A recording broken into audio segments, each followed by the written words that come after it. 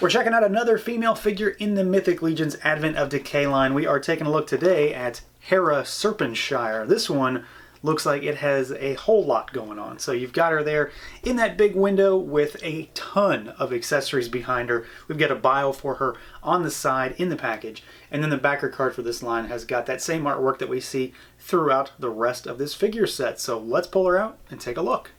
Alright guys, here we go. We've got our HERRA SERPENSPIRE figure out of the package, and this is one that I wasn't necessarily head over heels about when I first saw her. She's just one that I knew looked kind of cool. I was going to get her anyway, but I wanted to get her out of the package as soon as I saw that she comes with so much stuff. There's a lot to talk about with this figure, and she does actually look pretty sweet. So of course we do need to start by talking about articulation and seeing how she moves around a bit.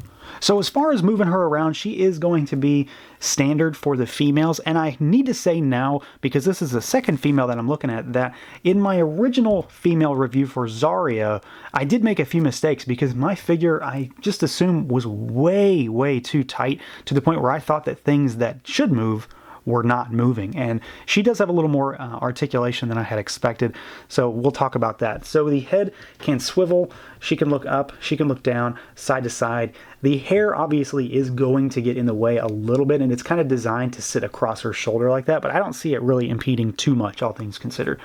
The arms go all the way out, just about all the way out. That was an issue I had with Zarya. I could only get her to about there, but with some more work and some heat, I was able to break up that joint a bit, and she was able to move a little better.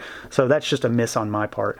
We do have a swiveling elbow, swiveling forearm at the gauntlet, swiveling wrist, hinged wrist, and then a single jointed elbow. We do have an upper diaphragm, so she goes back, she goes forward only slightly on this one, bobble side to side, and then rotation. She does have a waist twist, and that's another thing that I missed on Zarya. I was not able to get her to move. She just was very stuck, and I assumed that they didn't include one because they included the diaphragm. So we get two, which is a good bonus as far as I'm concerned for a female figure.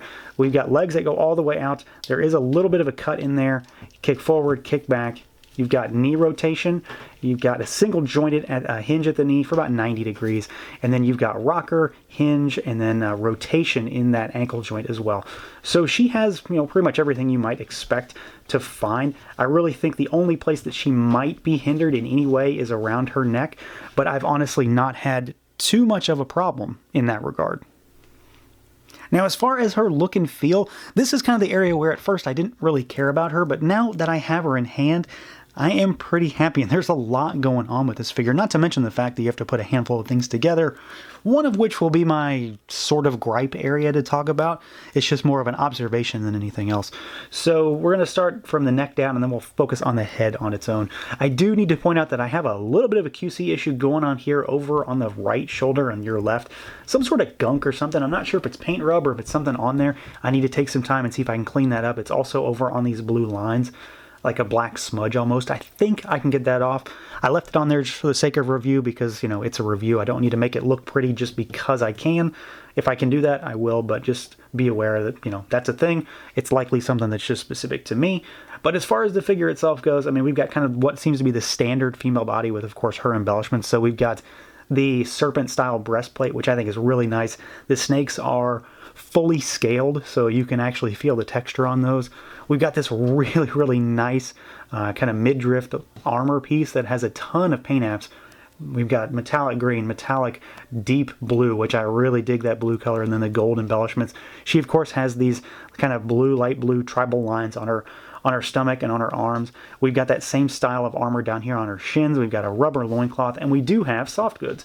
And this is something that you have to put on yourself. At first I thought it was a cape because I wasn't really sure, but it is actually a skirt piece. So you pop her apart at the waist and you set it in over her ball peg that's in there, but it goes underneath this armor. And it flows really well. It's supposed to be flowing behind her, and I think the effect works really nicely. I'm getting to love the way that they implement soft goods in this line the more and more that I see them. So we've got that. It matches pretty well. It's a really deep purple. I like it. Fabric feels nice. We do have bare feet. Sculpted pretty well. I honestly would have liked to have seen some polish on the toes. For some reason, I think that she would have that. But it's not really a big deal. We've got the gauntlets over here with the same style of armor as we have on the waist and on the ankles. So, all things considered, from the neck down, she has a lot going for her, even though she is very much, bare skin for the majority of her body. The armor pieces that we do have are incredibly well done. They sparkle in the light because everything is metallic, and it's just a cool design with a great color palette. Now, as far as the head sculpt on this figure, I'm pretty happy with it. I don't really have anything to complain about in a technical sense from the sculpt or the paint. I think the actual structure of the face is really nice. I dig the headdress with the humongous winged serpent. I like the earrings. Really like the very clean and crisp paint lines from the lipstick to the eyes to the blue markings on her face. Everything's really, really well done. And as far as I can tell, the face is 100% painted as well. I don't think that's actually brown plastic because the inner workings of the head, if you pop it off, are very much white. So I think this entire thing is painted, which looks exceptionally well done. It's all very nice. It all very much leads to the aspect of her being kind of a high priestess, according to her bio. The pupilless eyes really do that for me. I think that really lends some credence to what she's supposed to be in the overall mythology here. Now, as far as her hair, there's obviously a lot of plastic here. It doesn't really cause any imbalance issues that I've noticed. She stands just fine. She doesn't really seem to lean back too much either. This part down here is pliable. It ends in this nice kind of jeweled end point here that mimics some of the stuff on her armor. You do have to put this hair on though, and it is, it moves. You can twist it around if you want. It twists here as well, but it's kind of meant to sit kind of like this, and it kind of drapes over her shoulder. But the only real thing to gripe about here is that it was so hard to get that hair in. I had to heat up everything hotter than I would have wanted to, honestly, to the point where it was honestly a little too hot to touch some of this stuff. I was really hitting this stuff hard with a hairdryer to get it pliable enough, and even then it was still really difficult to get in there. I mean, once it's in there, I'm not sure you're ever getting this out, so keep that in mind. It seems very difficult, but once it's in there, and it's snug, and it looks great, and it very much kind of goes with her character. So despite the fact that it was a bit of a pain to get in there, it does look pretty stellar. Now, as far as accessories go, we are pretty stacked here. There's quite a bit. So to begin with, like with all other Mythic Legions right now, we've got all the adapters, and we've got the sheath you can wrap around her waist to hold a sword, but we've got a lot of actual weapons. So we've got 2 different daggers here, one of which comes with a sheath. We've got one that's a lot wider than the other, silver and gold, and then we've got one that's a curved blade with a sheath that is green to match her armor with some gold embellishments. So I really like these. I don't usually use daggers with my displays, but I like the different options here, so that's always really cool.